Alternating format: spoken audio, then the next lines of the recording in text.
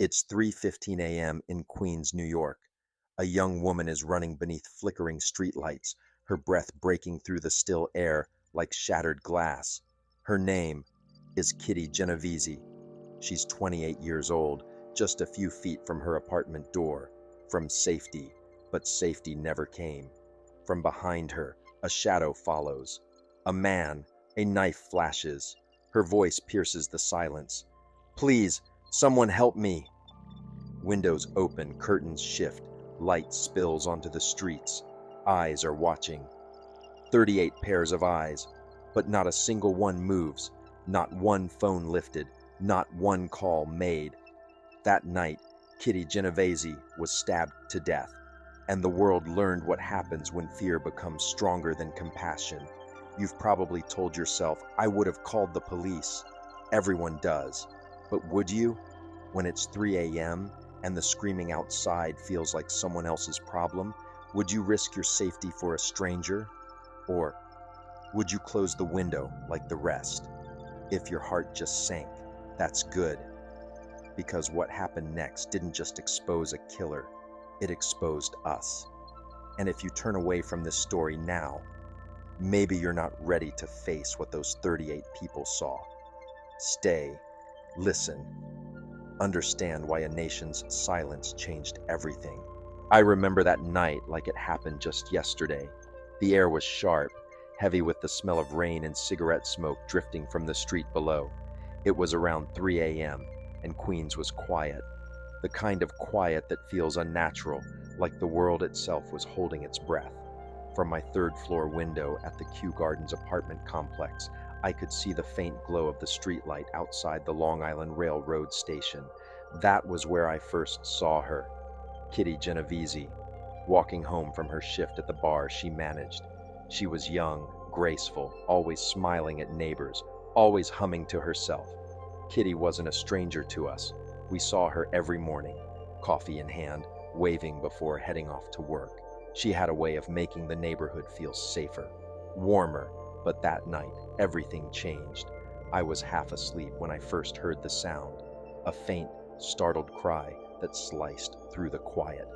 At first, I thought it was just another drunk arguing outside, maybe a couple having a spat. Queens could be noisy sometimes, but then I heard it again, a scream, a real one. Help me, please, someone help me. I froze, my chest tightened. I went to my window, but I didn't turn the light on. Nobody did. Across the street, I saw curtains shift, people peeking just like me. The cry came again, louder this time. Then, silence. I remember thinking, someone else must have called the police. It was a comforting lie I told myself in real time, because I didn't move. None of us did. Back then, Kew Gardens was considered a safe neighborhood. Working class families, night shift workers, and young couples trying to make ends meet. The world was smaller, quieter, without cameras or phones to record our cowardice. Kitty parked her red Fiat about 100 feet from her apartment door. It was a routine night. She'd closed up the bar early, told a friend she'd see her tomorrow. She had no idea a man named Winston Moseley had been following her from the moment she left work. What we didn't know then, what the police would later uncover, was that Moseley was watching her, stalking her, waiting for the perfect moment to strike. And that perfect moment came, right outside our windows. Fear in the building. The first attack happened under the streetlight. I saw Kitty stumble, her scream echoing off the brick walls. Someone across the courtyard yelled out, "Leave that girl alone." The attacker looked up, startled, then ran off. We thought it was over. We thought she was safe. Minutes later, the sound returned, fainter this time. From my window, I saw Kitty trying to crawl toward her apartment door. She was bleeding, and the man, he came back. I wanted to open my door. I wanted to yell, to do something. But fear is a strange thing. It wraps around you like cold steel, heavy, paralyzing.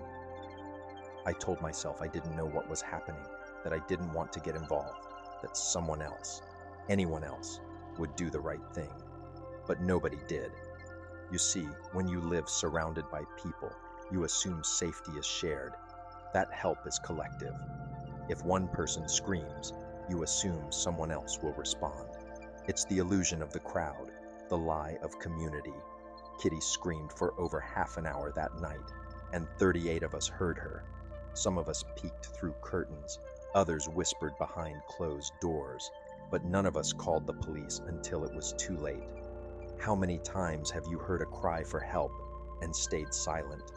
What if that silence had a name, a face, and a story like Kitty's?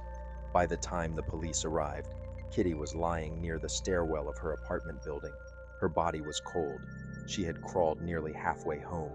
Her neighbor, Sophia, found her moments before she passed, her hand reaching toward the door, her lips trembling with words nobody could hear.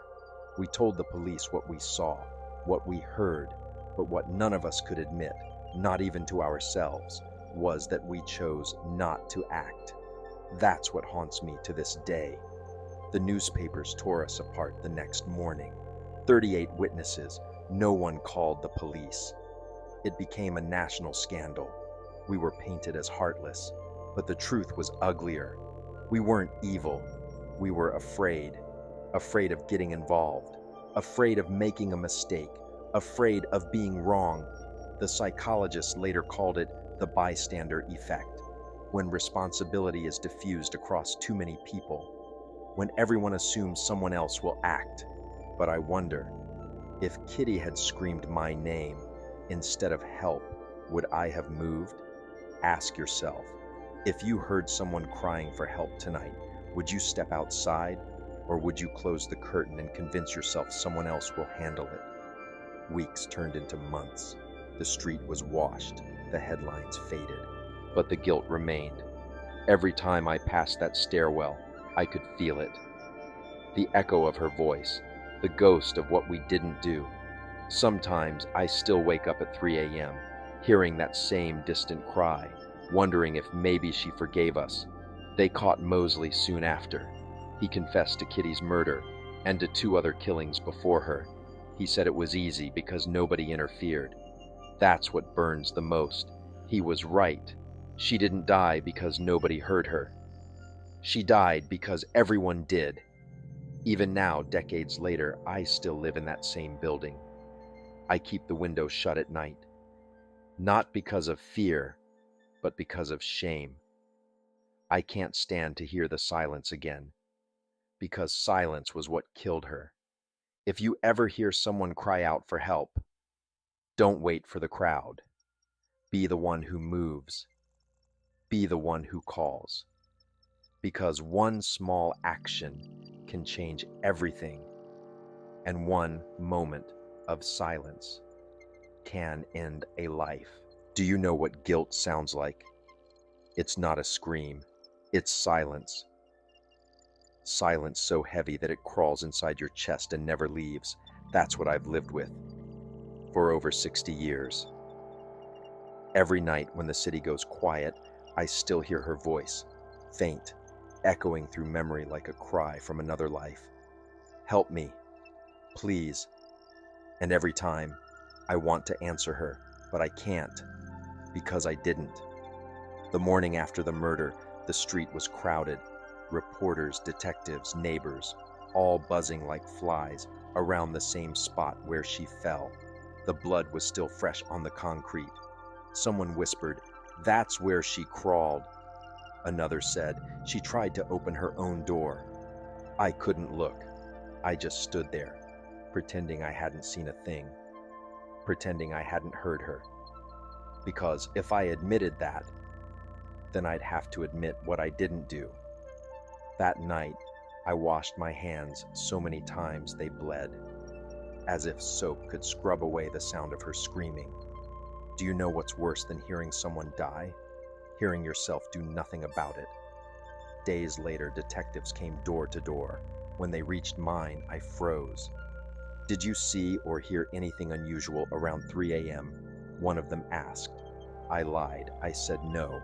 The detective just nodded, wrote something down, and moved on, but I'll never forget the look on his face, like he knew I was lying but didn't have the strength to confront me. Because by then the entire neighborhood was lying. Every single one of us. We lied to the police. We lied to the papers. We lied to ourselves. After the news broke that 38 people had seen or heard the attack, the guilt spread like a virus. People started turning on each other. You were awake, weren't you? I saw your light on. Why didn't you call? The shame was unbearable. But guilt is funny. It doesn't always make you act. Sometimes it makes you hide. I started avoiding everyone. I changed my route to work. I skipped church. I even unplugged my phone for weeks. Every time I heard it ring, I imagined it was her voice again. Kitty calling from the other side, asking why I didn't save her. 2 months later, her brother came to the building. He wanted to see the spot where she died. I watched him from my window. He looked so much like her. Same sharp eyes, same determined expression. He kneeled by the stairwell, laid down a small bouquet of daisies, and whispered something I couldn't hear. That moment broke me, because I realized, to him, this wasn't a news story. This wasn't the Kitty Genovese case. It was his sister, his family, his world shattered, and I had done nothing to stop it. When they caught Winston Moseley, I thought I'd finally feel relief, but instead I felt sick.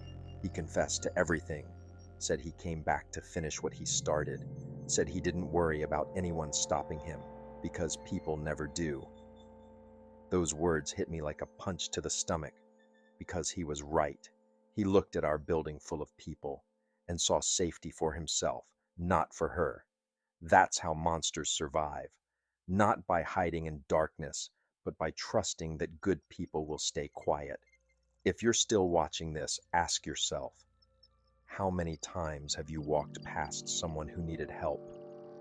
How many times did you tell yourself it wasn't your business? If that question makes you uncomfortable, maybe it should. Subscribe. Not for me, but to remind yourself never to be silent again. It's strange how a single night can define your entire life. I've grown old here. The walls are the same. The window is the same, but everything else feels smaller.